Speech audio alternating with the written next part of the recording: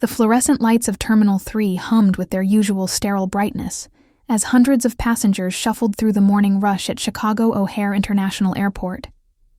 It was 7:15 on a Tuesday morning, and the security checkpoint buzzed with the familiar symphony of rolling suitcases, beeping metal detectors, and the occasional frustrated sigh of a traveler running late. But among this sea of ordinary people trying to catch their flights, one woman stood out not for her appearance, but for the way her eyes darted nervously between the TSA agents and the long, snaking line ahead of her. Her name was Patricia Hendricks, though she'd never tell you that unless absolutely necessary. To everyone around her, she was just another middle-aged woman in designer sunglasses and an expensive cream-colored blazer, clutching a Louis Vuitton carry-on like it contained the crown jewels. Her perfectly manicured nails tapped rhythmically against the leather handle as she stood in line, her jaw clenched so tight you could see the muscle twitching beneath her foundation. Patricia wasn't nervous about missing her flight to Miami. She was nervous about what was inside that beautiful $1,000 bag. And she had every reason to be. You see, Patricia had convinced herself that she was smarter than everyone else in this airport. Smarter than the TSA agents who screened thousands of bags every day. Smarter than the security cameras that dotted every corner of the terminal. Smarter than the system itself.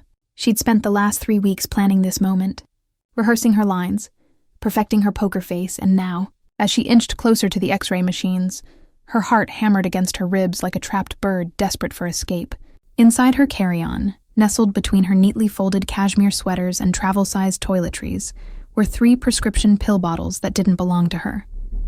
Oxycodone, Xanax, and Adderall, each bottle containing enough pills to land her in federal prison if discovered. But Patricia had a plan. She always had a plan. The line moved forward another few feet, and Patricia found herself standing just 10 people away from the security checkpoint.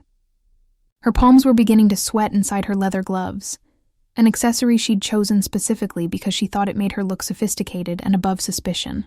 She watched as a young mother ahead of her struggled to remove her toddler's shoes while balancing a diaper bag and a screaming infant. The TSA agent's face remained expressionless as he waved the frazzled woman forward, and Patricia felt a spike of contempt. These people were so disorganized, so unprepared. Not like her. She had everything under control, or so she thought. What Patricia didn't know was that TSA officer Marcus Chen had been watching her for the past 7 minutes. Marcus was a 15-year veteran of airport security, and he'd developed what his colleagues called a sixth sense for spotting nervous travelers. It wasn't just about fidgeting or sweating, though those were tells. It was about the way someone held themselves, the way their eyes moved, the micro-expressions that flickered across their faces when they thought no one was looking. And Patricia Hendricks was practically screaming red flags. She stood too still. Her breathing was too controlled, and every few seconds her gaze would flicker to the emergency exit signs as if calculating escape routes. Marcus didn't know what she was hiding yet, but he knew she was hiding something. He casually spoke into his radio, keeping his voice low and his eyes on the line. "Hey, Sarah, you seeing the woman in the cream blazer about 15 back from Station 2? His partner, Sarah Rodriguez, was monitoring the security camera feeds from the control room just behind the checkpoint. She adjusted her view, zooming in on Patricia's face. "Yeah, I got her. What's your read?" Marcus shifted his weight, never taking his eyes off his target. "Watch her body language. She's wound tighter than a drum. Let's keep extra eyes on her bag when it comes through." Patricia had no idea she was already under surveillance. In her mind, she was invisible, just another passenger in the crowd. She checked her watch, a delicate gold piece that had cost more than most people's monthly rent, and calculated that she had 42 minutes until boarding. Plenty of time. The line moved again, and she was now just 5 people away from the conveyor belt, where passengers placed their belongings for X-ray screening. This was it. This was the moment she'd been preparing for. Her plan was simple, almost elegant in its efficiency. When she reached the front of the line, she would create a distraction. She'd rehearsed it 100 times in her hotel room. She would stumble slightly, maybe catch her heel on the edge of the carpet, and her bag would tumble from her hands. In the confusion, in those precious few seconds when everyone's attention was on her theatrical near fall, she would kick the bag slightly to the left, toward the gap between the metal detector and the baggage X-ray machine. Then, while she made a show of regaining her composure, apologizing profusely and drawing all eyes to herself, the bag would be forgotten in the chaos. She'd walk through the metal detector empty-handed, smile at the agents, collect her shoes and jacket from the other side, and then circle back as if she'd forgotten something.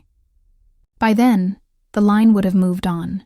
Dozens of other bags would be on the belt, and in the confusion of the busy morning rush, she'd simply grab her bag from where it had fallen and walk away. No X-ray, no questions, no prison time. It was foolproof. Or at least, that's what she told herself, as beads of sweat began to form along her hairline, despite the airport's aggressive air conditioning. The businessman ahead of her stepped forward, placing his laptop and briefcase on the conveyor belt. Patricia's throat felt dry. She reached into her blazer pocket and pulled out a small bottle of breath mints, popping 2 into her mouth just to have something to do with her hands. The metallic taste of artificial peppermint flooded her tongue as she watched the businessman walk through the metal detector without incident. One more person, just one more person, and it would be her turn. Marcus Chen had moved closer now, positioning himself at the end of the conveyor belt where bags emerged from the X-ray machine. To any casual observer, he was just doing his job, checking bags at random for secondary screening. But his attention was laser-focused on Patricia. He watched as she shifted her weight from foot to foot, as her fingers tightened around the handle of her carry-on, as her eyes tracked every exit point in the immediate vicinity. "She's about to do something," he murmured into his radio. "I can feel it," Sarah's voice crackled back in his earpiece. "I've got the cameras ready. Whatever she does, we'll catch it." The elderly woman in front of Patricia shuffled forward, and suddenly there was nothing between Patricia and the security checkpoint but empty space and opportunity. The TSA agent at the podium, a tired-looking woman in her 50s with reading glasses hanging from a chain around her neck, gestured for Patricia to step forward. "Next, please." This was it. Patricia took a deep breath, steadied herself, and stepped forward onto the black rubber mat that marked the beginning of the security zone. She lifted her carry-on toward the conveyor belt, her muscles tensed and ready to execute her carefully planned stumble. But just as she began to shift her weight, preparing for her theatrical fall, something unexpected happened. A child's voice pierced through the ambient noise of the terminal. "Mommy, that lady looks scared." Patricia's head snapped to the left where a little girl, no more than 6 years old, stood pointing directly at her with the brutal honesty that only children possess. The girl's mother quickly pulled her daughter's hand down, whispering harsh corrections about pointing at strangers, but the damage was done. Several people in line had turned to look at Patricia, including the TSA agent at the podium who now studied her with renewed interest. Patricia felt her carefully constructed composure crack. Her face flushed red, and for a moment she froze, the carry-on still suspended in her hands above the conveyor belt. She couldn't execute her plan now, not with everyone's eyes on her. She had to think fast. Her mind raced through alternatives, scenarios, backup plans she hadn't fully developed, and in that moment of panic, she made a decision that would change everything. Instead of placing her bag on the belt, instead of going through with her original plan, Patricia did something far more suspicious. She smiled at the TSA agent, a brittle, artificial smile that didn't reach her eyes, and said, "I'm so sorry. I just realized I left something in my bag that I need. Can I just step aside for one moment?" The TSA agent's expression shifted from tired indifference to professional alertness in an instant. "Ma'am, once you've entered the security zone, you need to complete the screening process. You can check your bag on the other side." Patricia's smile wavered. She could feel sweat trickling down her back beneath her expensive blazer. "It'll just take a second. I think I left my phone in the outside pocket. I'll be right back." Without waiting for permission, she took a step backward away from the conveyor belt, clutching her bag against her chest like a shield. "Ma'am, I need you to stay in line." The TSA agent's voice had taken on that firm, no-nonsense tone that security personnel use when they sense noncompliance. But Patricia was already moving, backing away from the checkpoint, her heels clicking against the polished floor. The people behind her in line watched with confused interest, some annoyed at the delay, others sensing that they were witnessing something more significant than a simple misunderstanding. Marcus Chen's hand moved to his radio. "We've got a runner. Cream blazer, Terminal 3, Security checkpoint 2. She's backing out of the screening area with her bag. He started moving toward Patricia, his movements casual but purposeful. He didn't want to spook her into doing something truly desperate, but he also couldn't let her leave the security area with an unscreened bag. Patricia's mind was spiraling now. She hadn't planned for this. She hadn't planned to draw this much attention. The little girl's comment had rattled her, and now she could feel multiple sets of eyes tracking her movements. She needed to get away from the checkpoint, needed to think, needed to figure out her next move. Her eyes locked onto the women's restroom about 50 feet away, beyond the security zone, back in the main terminal area. If she could just get there, she could hide the pills, flush them if necessary, and come back through security with a clean bag. It wasn't ideal, but it was better than getting caught with them. She turned and started walking quickly toward the restroom, her heels clicking out a rapid staccato rhythm against the floor. Behind her, she could hear the TSA agent calling out, "Ma'am, you need to come back." But Patricia didn't stop. She couldn't stop. Her entire body was thrumming with adrenaline now, her vision narrowing to a tunnel focused solely on the bathroom door. She was about 20 feet away when Marcus Chen stepped into her path, his hands raised in a non-threatening gesture. "Ma'am, I need you to stop right there. We just need to screen your bag. It's standard procedure." His voice was calm, almost soothing, the voice of someone trained to de-escalate tense situations. Patricia stopped abruptly, her chest heaving. For a moment, they stood there, facing each other in the middle of the terminal while hundreds of travelers streamed around them, most too absorbed in their own journeys to notice the drama unfolding. Patricia's mind raced. She was so close to the bathroom, so close to being able to dispose of the evidence. She looked at Marcus, then at the bathroom door, then back at Marcus. And in that split second, she made the worst decision of her life. She bolted, dropping her carry-on bag right there in the middle of the terminal floor. Patricia kicked off her heels and ran in her stockinged feet toward the nearest exit corridor. It wasn't toward the bathroom anymore. It wasn't toward security. It was just away, anywhere away from the TSA officer and the bag that would condemn her. Her blazer flapped behind her as she sprinted past a Starbucks, past a Hudson News, past a gate lounge full of stunned passengers waiting for a delayed flight to Los Angeles. She heard shouting behind her, heard the crackle of radios and the pounding of feet, but she didn't look back. She just ran. What Patricia didn't know, what she couldn't have known in her panicked state, was that Chicago O'Hare has over 3,000 security cameras monitoring every square inch of the terminal, and every single one of them was tracking her flight.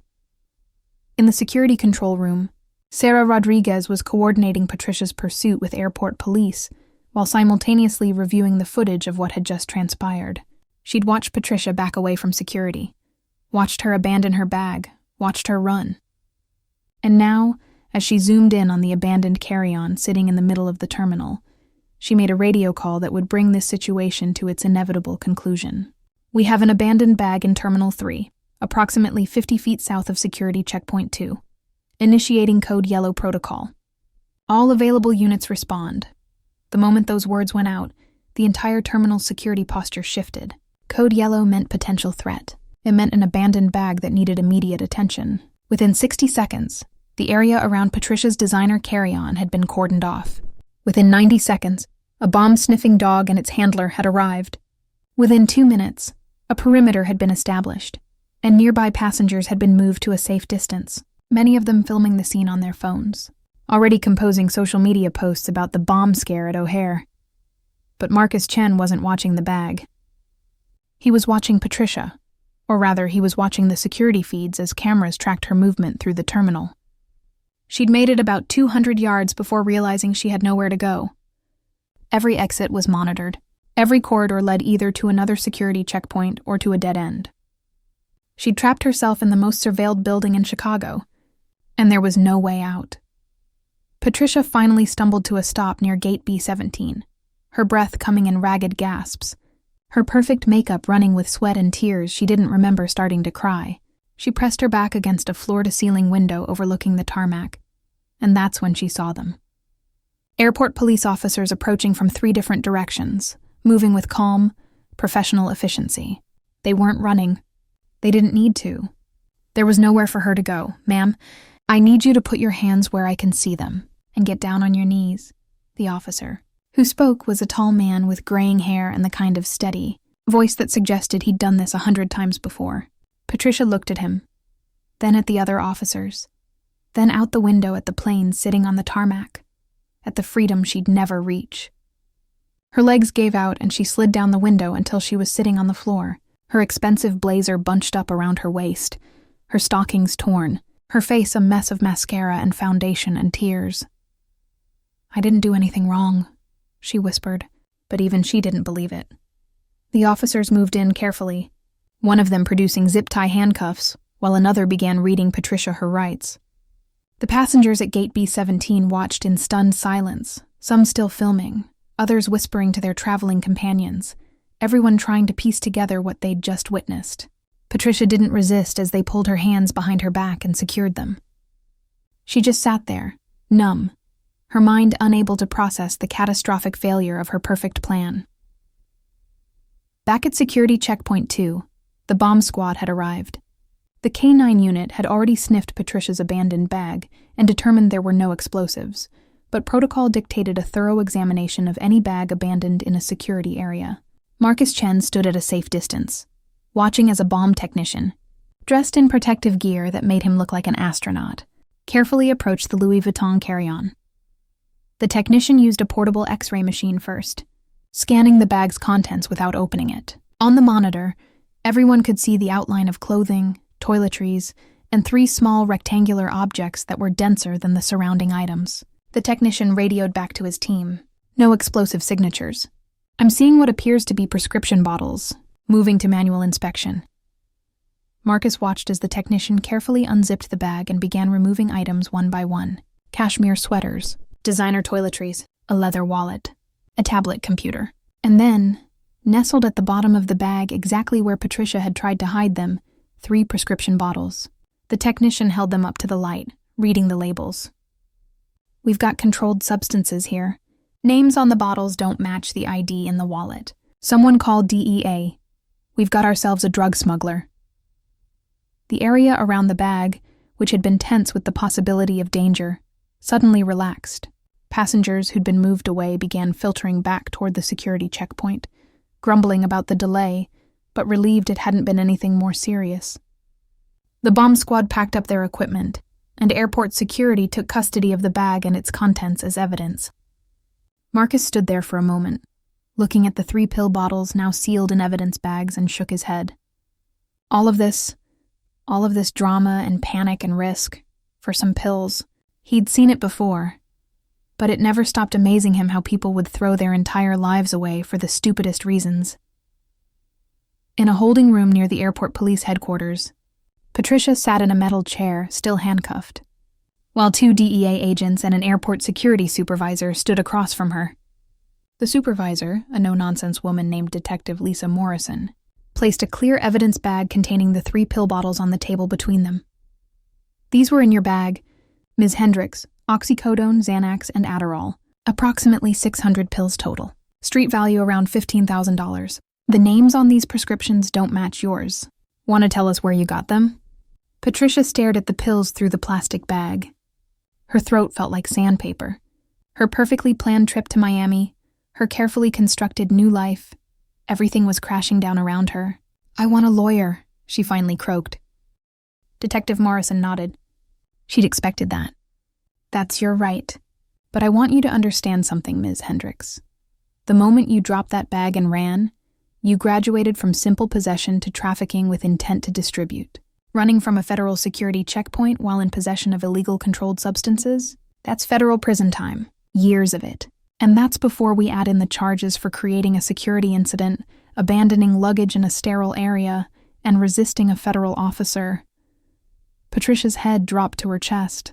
She thought about her apartment in Chicago, the apartment she'd been planning to abandon.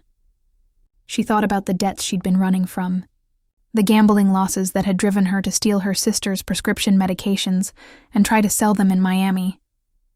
She thought about how clever she'd felt, how certain she'd been that she could outsmart the system. And now, sitting in this cold, fluorescent-lit room with federal agents reading her charges, she realized just how thoroughly stupid she'd been. one of the DEA agents. A younger man with sharp eyes and a no-nonsense demeanor leaned forward. "We've already started checking the security footage from the past month. We want to know if this is your first time, or if you've done this before. And we want to know who your buyer in Miami was going to be. You cooperate with us, maybe we can talk to the prosecutor about reducing some of these charges." But Patricia wasn't listening anymore. Her mind kept replaying those few minutes in the security line, kept thinking about all the decisions that had led her to this moment.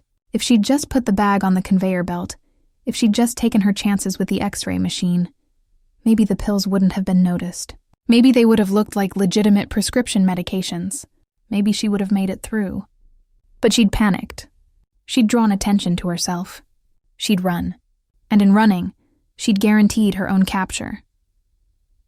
The thing about airports, Patricia was learning far too late, is that they're designed to catch people who are trying to hide something. Every system, every camera, every trained security officer is part of a web that's almost impossible to escape once you're caught in it.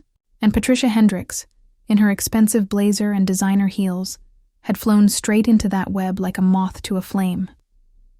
Back in the terminal, the security checkpoint had returned to normal. Passengers shuffled through the X-ray machines, grumbling about long lines and taking off their shoes. The TSA agents had already moved on to the next 1,000 bags they'd screen that day. For them, Patricia's attempted escape was just another story they'd tell their colleagues during break, another reminder to trust their instincts when something felt off. But Marcus Chen took a moment to pull up the security footage on his phone. Sarah had sent him the clip, the full sequence of Patricia's panic and flight. He watched it once, then a second time, studying every micro-expression, every moment of decision. He watched Patricia's face as she backed away from the checkpoint, watched the fear bloom in her eyes, watched her abandon the bag and run, and then he watched something else, something that made him pause the footage and zoom in. There, in those few seconds before Patricia dropped her bag, you could see the exact moment she made her decision. You could see her eyes calculating, weighing her options, deciding that running was better than facing what was in that bag. It was the look of someone who'd convinced themselves they were smarter than everyone else, right up until the moment they realized they weren't. Marcus had seen that look before. He'd see it again, but it never stopped being a powerful reminder that in his line of work, the criminals he caught weren't usually hardened masterminds. They were ordinary people who'd made bad choices and convinced themselves they could get away with it. He closed the video and got back to work. There were still hundreds of passengers waiting to be screened, hundreds of bags to check, and somewhere in that endless line, there was probably another Patricia Hendricks, convinced they were clever enough to beat the system, and Marcus would be watching. He was always watching. 3 hours later, in a federal holding facility, Patricia Hendricks was processed and booked. Her fingerprints were taken, her mugshot captured her tear-stained face and disheveled hair, a far cry from the confident woman who'd entered the airport that morning. The public defender assigned to her case reviewed the charges and shook his head. Federal drug trafficking, evading federal security, creating a public disturbance. The minimum sentence she was looking at was 5 years, and that was if she pleaded guilty and cooperated fully. Patricia's phone, which had been confiscated as evidence, contained text messages that painted a clear picture of her plan. Messages to someone in Miami about delivery, quantities.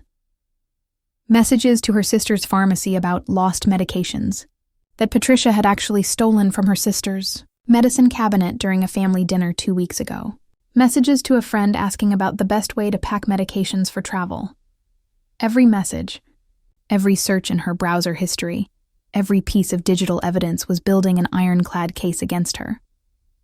In the evidence room, Patricia's Louis Vuitton carry-on sat on a metal shelf alongside dozens of other seized items. The bag that had cost her a month's salary, the bag she'd thought would carry her to a new life, was now just another piece of evidence in just another federal drug case. The cashmere sweaters inside would eventually be returned to her family. The toiletries would be disposed of. The pills would be destroyed. And the bag itself would sit in evidence storage for years, a monument to one woman's catastrophic failure of judgment. The security footage of Patricia's escape went viral within 24 hours. Someone at the airport had leaked it to social media, and suddenly millions of people were watching Patricia kick off her heels and run, watching her abandon her designer bag, watching her final moments of freedom before the police closed in. The comments were merciless. Some people called her stupid. Others called her entitled. Many created memes, superimposing her running figure into famous chase scenes from movies. Patricia Hendricks became Airport Karen, a cautionary tale shared and reshared across the internet.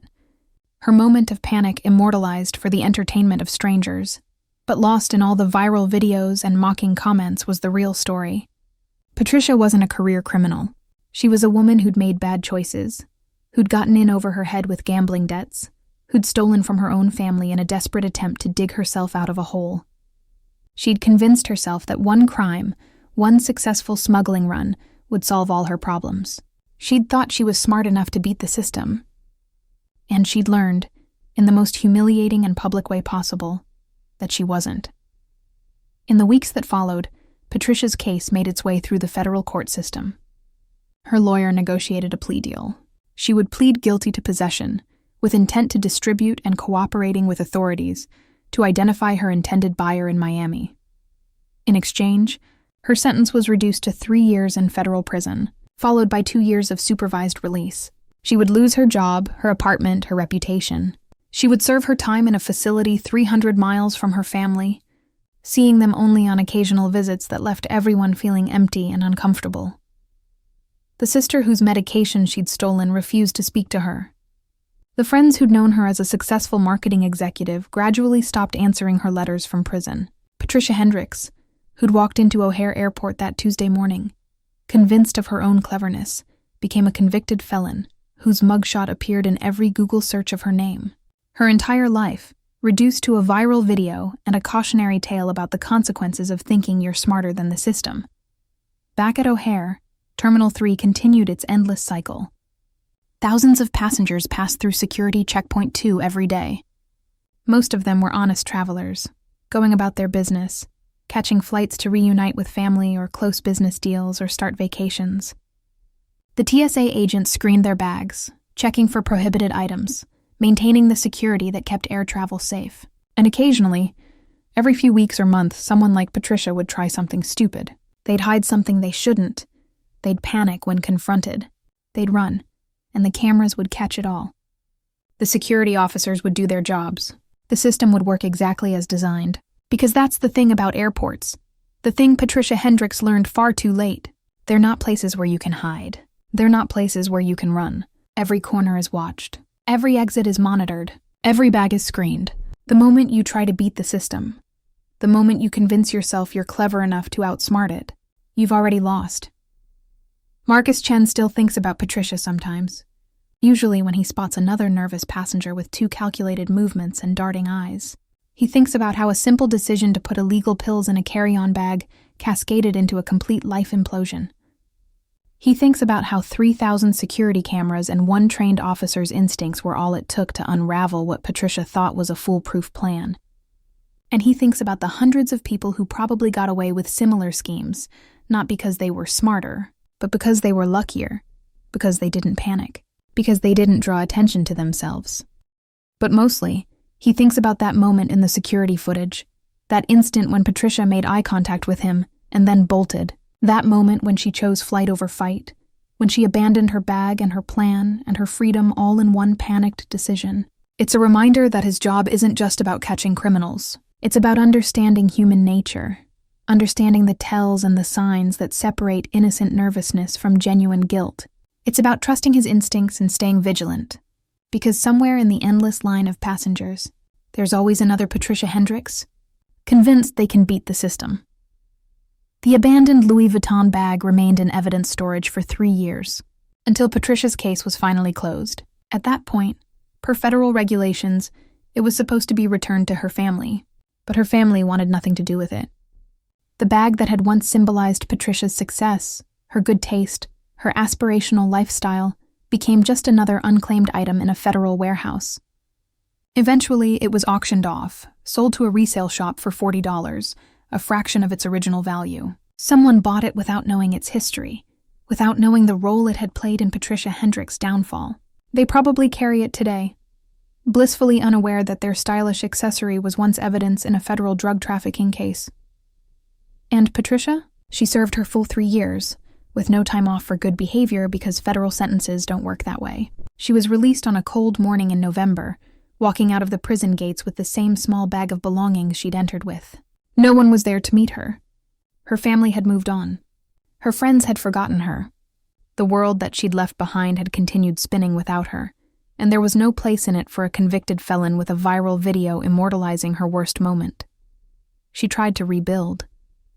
She really did. But every job application that asked about criminal history ended in rejection. Every background check revealed the federal conviction. Every Google search by a potential employer brought up that video, that humiliating footage of her running through the terminal in her stockinged feet, desperate and panicked and caught. Patricia Hendricks learned what so many people before her had learned, that in the digital age, your worst moment can become your permanent identity. You can't escape it. You can't outrun it. It follows you everywhere, a shadow that never fades. The last anyone heard, Patricia was working as a night shift cleaner at an office building, making minimum wage, living in a studio apartment that cost half her monthly income. The woman who'd once worn designer blazers and carried $1,000 handbags now wore a janitorial uniform and carried a mop bucket. The woman who'd thought she was clever enough to smuggle drugs through one of the busiest airports in America now cleaned toilets and emptied trash cans, invisible to the very people who might have once been her peers. And somewhere in Chicago, in the security control room at O'Hare International Airport, Marcus Chen still watches the screens. He watches the endless flow of passengers through his checkpoint. He watches for the tells, the signs, the micro-expressions that separate innocent travelers from those who are hiding something. He remembers Patricia Hendricks, remembers her panic and her flight and her ultimate capture. And he stays vigilant because he knows that human nature doesn't change. Someone, somewhere, right now, is convinced they're smart enough to beat the system. They're planning their perfect crime, rehearsing their poker face, believing that they'll be the exception to the rule. But they won't be. The cameras are always watching. The officers are always alert. The system is always working. And in the end, the airport always wins. Always. Patricia Hendricks learned that lesson the hard way. And every day, at airports around the world, someone else is about to learn it too. The only question is whether they'll listen to this story, whether they'll remember the woman who thought she could outsmart O'Hare, or whether they'll convince themselves that their plan is better. Their execution is flawless. Their luck is different. Time will tell. But the cameras are already watching. Years after Patricia's arrest, a training video was created for new TSA recruits. It featured the security footage of her attempted escape, her panicked flight through Terminal 3, her eventual capture near Gate B-17. The video became mandatory viewing at the TSA Academy, a perfect case study in what happens when suspects panic under pressure. Young recruits watched Patricia's eyes in those crucial moments before she bolted, learning to identify the exact micro-expressions that Marcus Chen had spotted. They studied her body language, her too-controlled breathing, the way she clutched that designer bag like it contained her entire future. Because it did. The instructors would pause the video at key moments, pointing out the signs that even experienced travelers might miss. "Notice how she checks the exits repeatedly," they'd say, laser pointer dancing across the frozen image of Patricia's face. "See how her pupils dilate when the child points at her. Watch how her knuckles turn white gripping that bag handle." The recruits would take notes, memorizing the patterns, learning that catching criminals isn't about random searches or lucky breaks. It's about reading people, understanding fear, recognizing when someone's internal panic is about to explode into external action.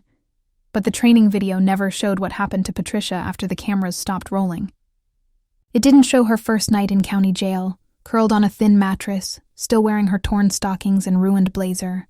It didn't show her mother's face during that first prison visit, the disappointment etched so deep it seemed permanent. It didn't show the other inmates who recognized her from the viral video, who called her Airport Karen and made her relive her humiliation daily. The footage didn't capture Patricia's sister testifying against her in court, describing how Patricia had violated her trust, how she'd stolen medications prescribed after a surgery, how she'd exploited family access for criminal gain.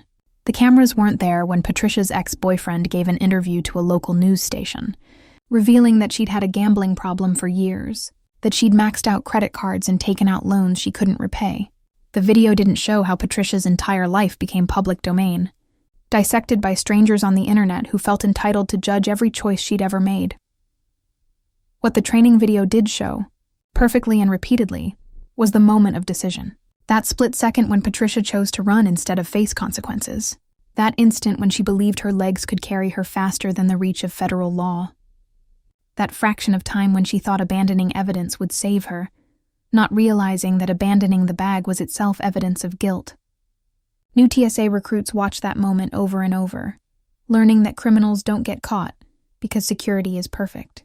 They get caught because they panic, because they run, because they make their guilt visible to everyone watching,